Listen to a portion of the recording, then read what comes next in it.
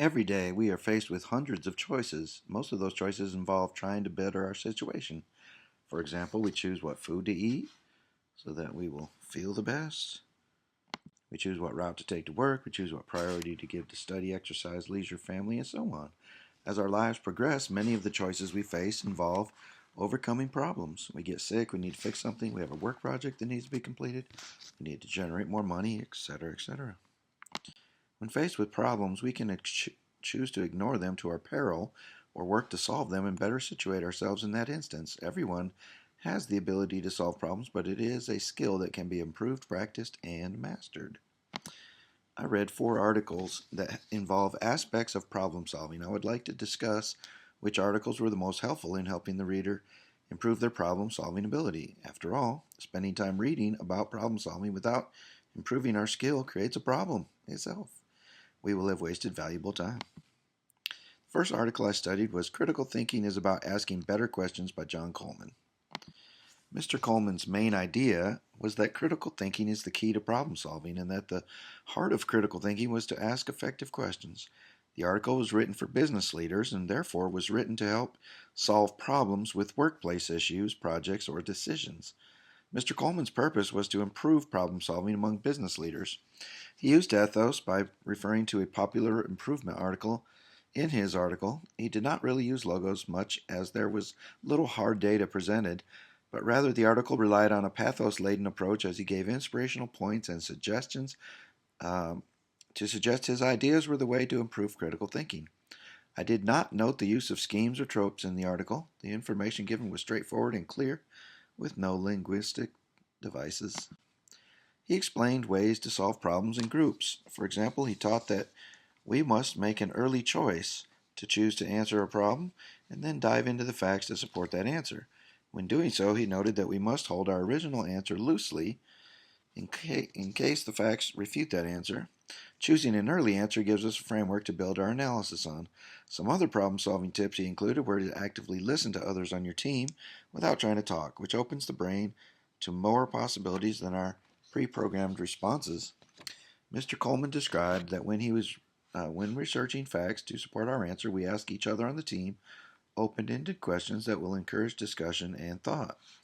He also suggested we let sleep be a tool to bring answers to our questions. The next article was called Problem Solving Strategies and Obstacles by Kendra Cherry and was presented on the website verywellmind.com, a mental health improvement site. The author's main idea was that life was all about problem solving and that to succeed it was helpful to employ specific strategy steps and also be aware of how to overcome obstacles when applying these steps. Ms. Cherry's purpose was to help improve readers' abilities to solve problems in a systematic way. The intended audience were all adults, especially those interested in self-help. She relied on ethos due to using a well-respected mental health website to deliver her article, as well as having a good education in mental health, and she works as a psychosocial rehabilitation specialist and an educator.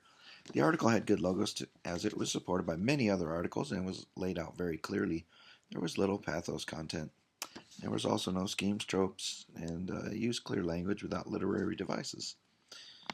The problem-solving steps were discovery of the problem, deciding to tackle the issue, seeking to understand the problem more fully, researching available options or solutions, and taking action to resolve the issue. She also gave a 5-point plan,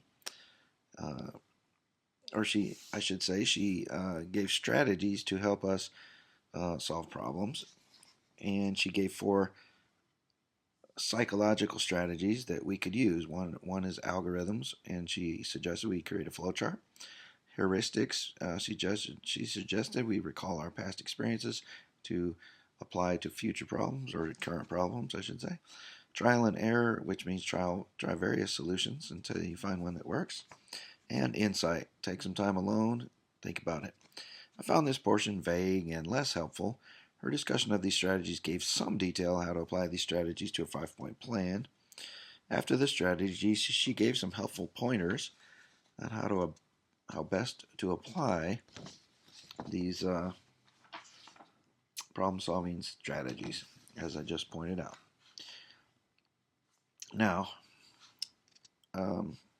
I found the whole thing about strategies a little bit unfocused to help in a real-world application. Next, she discussed some obstacles to problem solving. Her obstacles include assumptions, functional fixedness, irrelevant or misleading information, and mental set. Each of these were good for general awareness, but offered little inapplicable information to help with specific problem solving.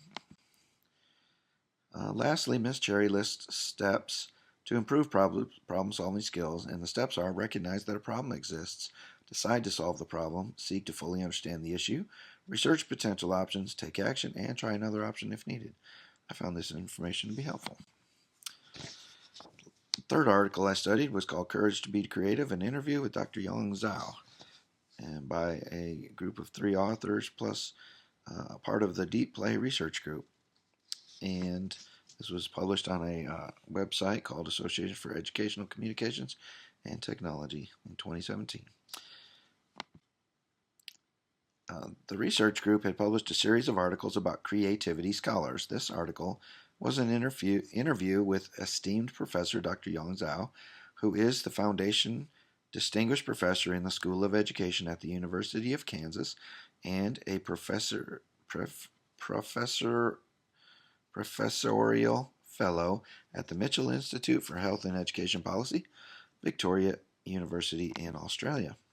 The main idea of the interview was to highlight Dr. Zhao's controversial views on creativity and how important he feels it is for all of success in life. His focus is to change education as an institution in how they approach encouraging creativity. He feels the move to standardized testing and Common Core has destroyed much of the ability to cultivate creativity among U.S. students. Dr. Zhao's audience seemed to be primarily the educational system in general, and all humans to a lesser degree. As the article was an interview, Dr. Zhao did not attempt to use any literary techniques to explain his position. The ethos was his standing as a well-respected authority on education. The logos was his detailed layout of the effects of stifling creativity. Pathos content was missing, and also missing were text clues that I found. Next, there was 2 quotes I thought were pretty profound. And Dr. Zhao argues that creativity is the key to understanding all human behavior and learning.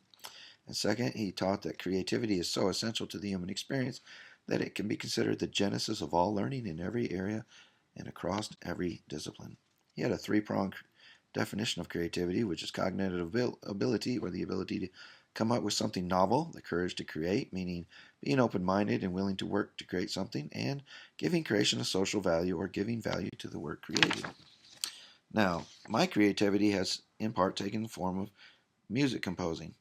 Applying his 3-part definition to my own efforts to make music tells me he may be onto something. I have an ability within my brain to come up with melodies, and it has always been there so clearly that I always thought it was normal for all people to be able to do it. It wasn't until I took college music classes where we did compositional exercises that I realized I had a rare gift. One such exercise was that we were given a random group of 5 music notes and told to go create a melody with them. I very naturally found a very nice sounding musical phrase and turned it in the next day. As I listened to everyone's motifs, I was kind of shocked at how poor most of them were. There was nothing resembling a form or song or hummable phrase. When the teacher played my little melody, he stopped and said with great enthusiasm, "Hey, not bad at all." That was the most positive thing he said all day, and if you knew this teacher, you would know it was high praise. I knew the melody was good and that it came from a gift I had from God.